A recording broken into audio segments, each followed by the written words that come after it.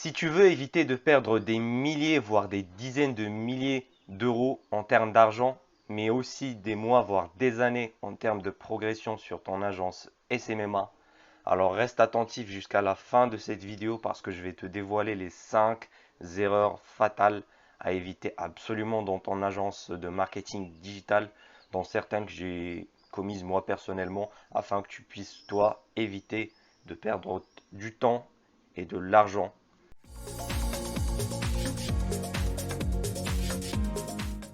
Salut à toi, c'est Elias et bienvenue sur cette chaîne YouTube où je t'aide à créer et développer ton agence de marketing digital, aussi appelée agence SMMA.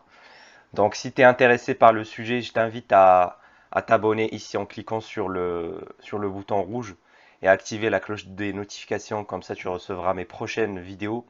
J'ai aussi pour toi un cadeau que tu recevras directement dans ta boîte mail, premier lien en description.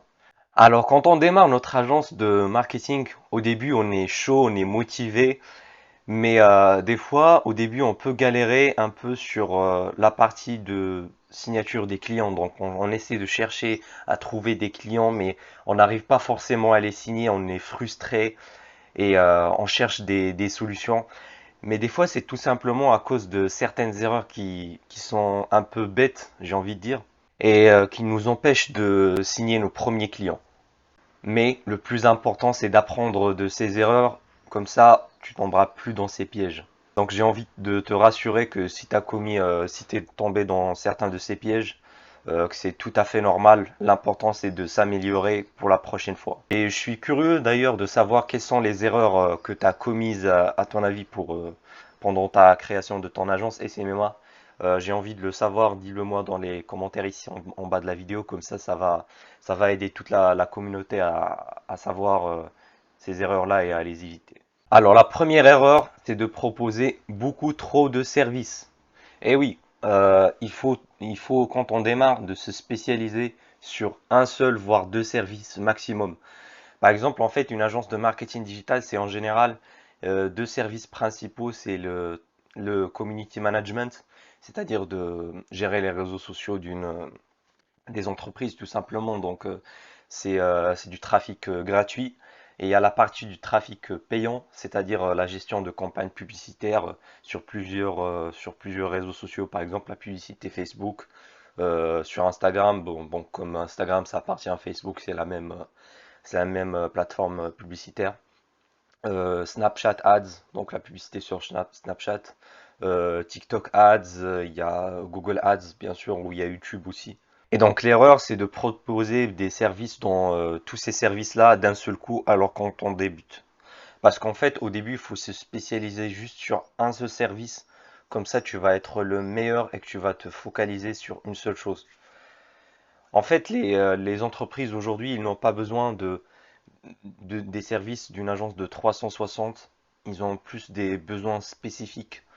Donc, pour régler une problématique bien précise, par exemple, augmenter, et c'est surtout par exemple augmenter le nombre de ventes, d'achats sur leur site web.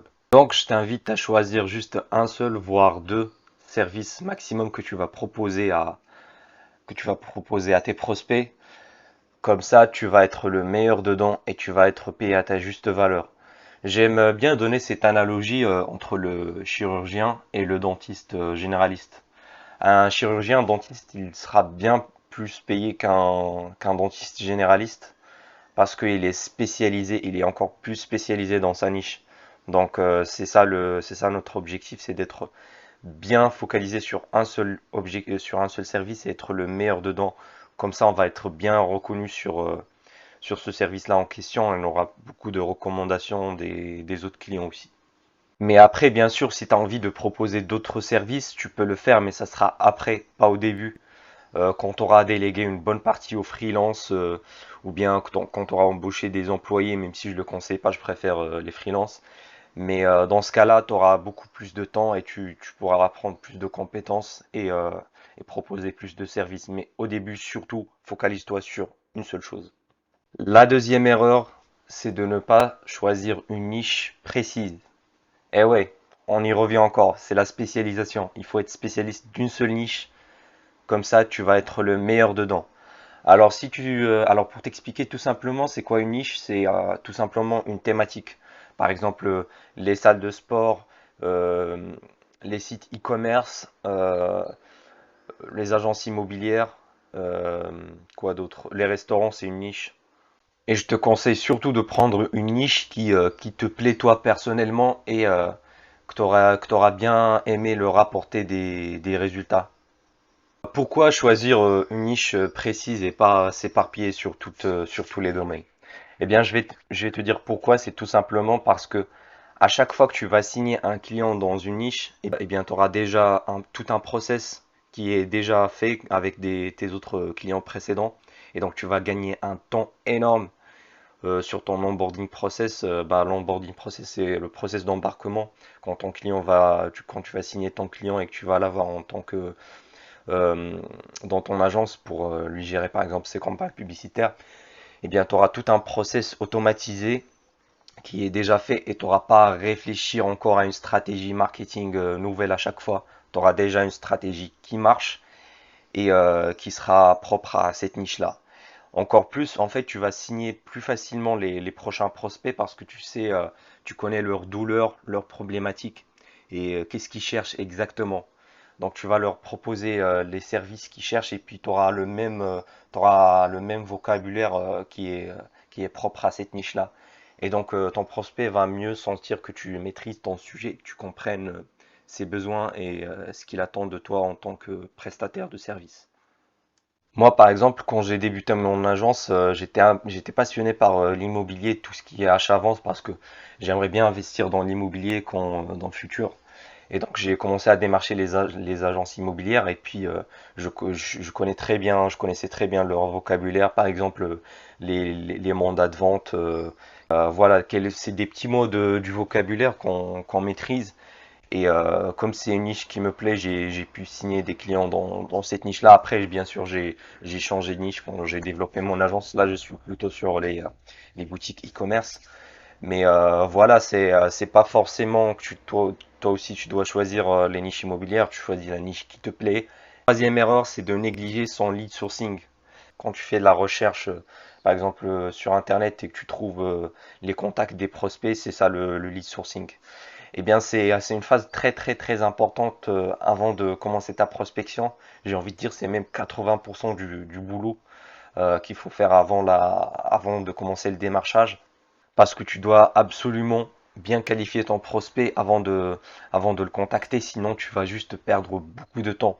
Par exemple, un prospect qui n'a même pas de page Facebook, qui n'a même pas de compte Instagram, qui n'a même pas un site web ou son site web il convertit pas du tout, eh bien ça sert à rien de perdre le temps avec lui. Parce que de toute façon, même si tu leur apportes du trafic, il va pas convertir, par exemple dans ce cas-là. Donc il faut absolument que tu qualifies ton prospect avant la phase de démarchage. Comme ça, tu vas gagner en temps et en argent et tu vas me remercier après. D'ailleurs, si tu veux voir comment je fais mon lead sourcing et que je qualifie mes prospects, je t'invite à regarder cette vidéo-là ici qui va apparaître dans l'écran.